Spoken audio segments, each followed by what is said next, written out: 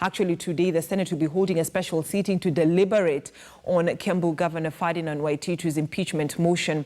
The entire Senate will be sitting to deliberate on the matter following its failure to set up a committee to investigate and report back on the motion. And a senior parliamentary reporter, Patrick Amimo, has been keenly following up on this story. Patrick Amimo, good morning. Let's talk about, the impeachment motion that is facing the Kiambu Governor Ferdinand Waititu. So this afternoon, who do we expect to appear before the Senate Assembly, just apart from the governor himself?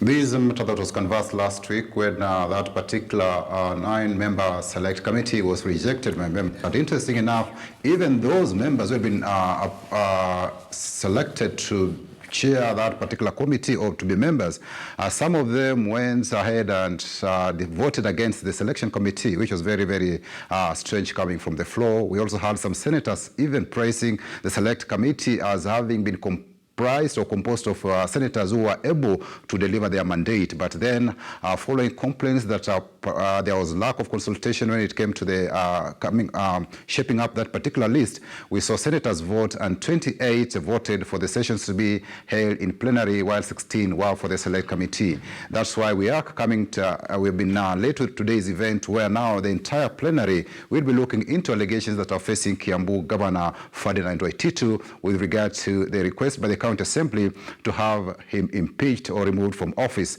And there are several charges that are facing Governor Waititu, one among them being that he's made the county incur a huge debt of about 4 billion shillings. They say this matter was not made available, or this information was not made available to the members of the County Assembly, and thus they say it was in gross violation of the Constitution and the Public Finance Management Act. The other charges that are facing Waititu is to do with a ballooning wage bill. They claim that Waititu has hired casual laborers, about 600 in number, in Kiambu County.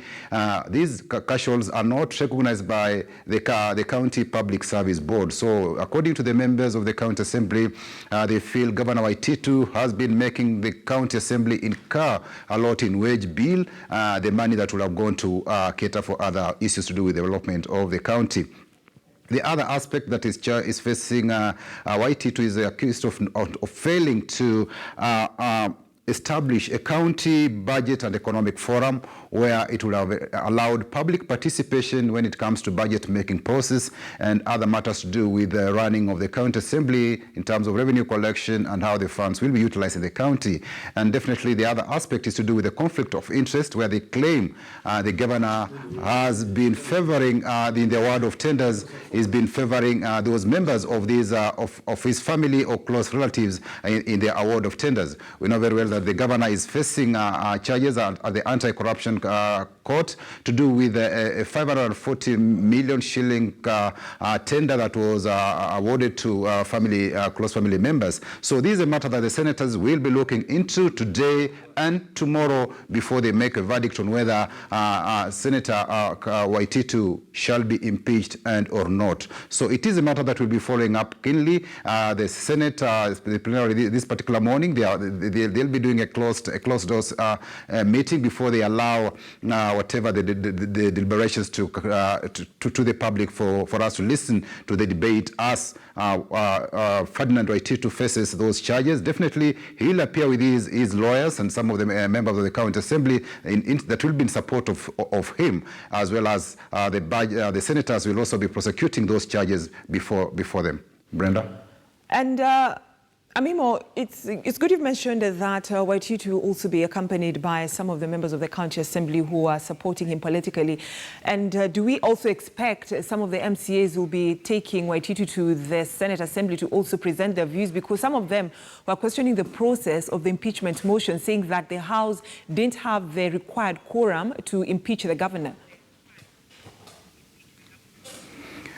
That is why it is. Impeachment is a political process, and sometimes you've seen members of the county assembly try to impeach their governors based on frivolous issues. At times you've seen maybe some members of the county assembly claim that governors have been very strict on them, denying them monies to go out on these benchmarking trips or just to enjoy at the coast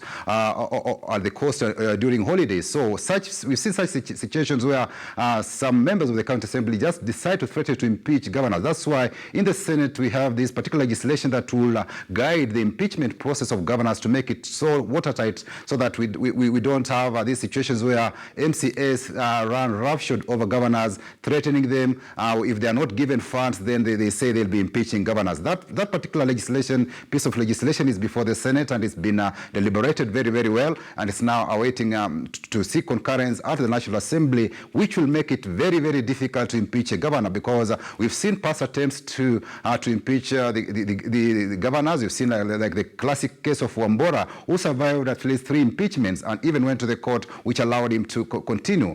We've seen also other governors. There was a case of Granton Samboja, who recently had an issue with his MCS in Taita Taveta, and the matter came before the Senate committee that was looking into the matter. Though Governor Samboja decided not to appear before the Senate, the committee presented its report and said it did not find any valid reasons on why Granton Samboja should be impeached, and the House adopted that report, and Governor Samboja is still in governor for Taita Taveta County. So some of these issues could be informed by frivolous and vexatious issues at the county level, touching on members of the county assembly, and that's why it will be no surprise if a section of members of the county assembly in Kiambu would want to side with Governor Waititu and say probably the impeachment process was not done in a proper way, because maybe it was rushed, and there could have been lack of quorum. So those are the things. The procedure to impeach a governor also has to be looked at into thoroughly. We remember also we had a similar case in Nairobi where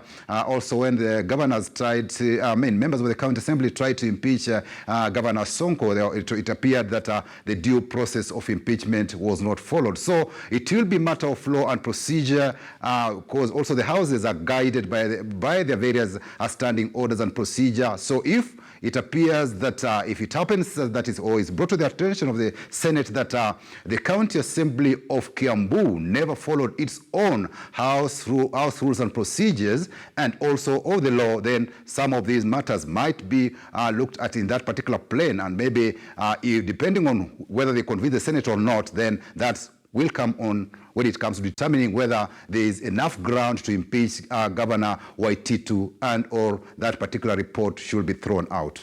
Brenda. All right. And Amimo, lastly from me, some senators feel like some of the names that were proposed to actually investigate the impeachment motion against the governor were partisan, hence the proposal, to have the entire senators sit down and listen to the, to the defense of Honorable Waititu. So when we talk about, some senators being partisan to this impeachment motion, what is likely to play on the floor of the House this afternoon as that impeachment motion is being heard? Because there are questions about some senators representing governors who are, with the case of Nairobi, who are facing corruption, allegation cases in court. The question of partisanship is something that will not really be will not be argued out on the Senate, because we saw the leader of majority, Kipchumba Murkomen, said when the matter appears before the Senate, they look at it as senators, and he said in the Senate we only have Jubilee senators and those who are allied to NASA. So when senators look at matters, they look at it as senators and the grounds that are before the Senate, and they don't remember that time they were talking about one faction being Kieleweke and Tangatanga that is now in Jubilee. But they said the Senate is a house of maturity. They've been conducting their business with decorum before, and I think what happens is like if a senator is aggrieved, and what transpired from that Isaac Mwaura was arguing, and he was told as a person of interest probably he should not argue or try to push his cases as such, because he might have a conflict of interest in the particular matter. And we also saw like the senator for Kiambu, Wamatangi, come last and say, okay, as a member, as a senator for that county, he wanted to hear deliberations from fellow senators before he could make his point known. So it is a that is a political process. There are some who might have issues with the governor at the local level, some which have been informed by politics. But as it is, I expect the Senate to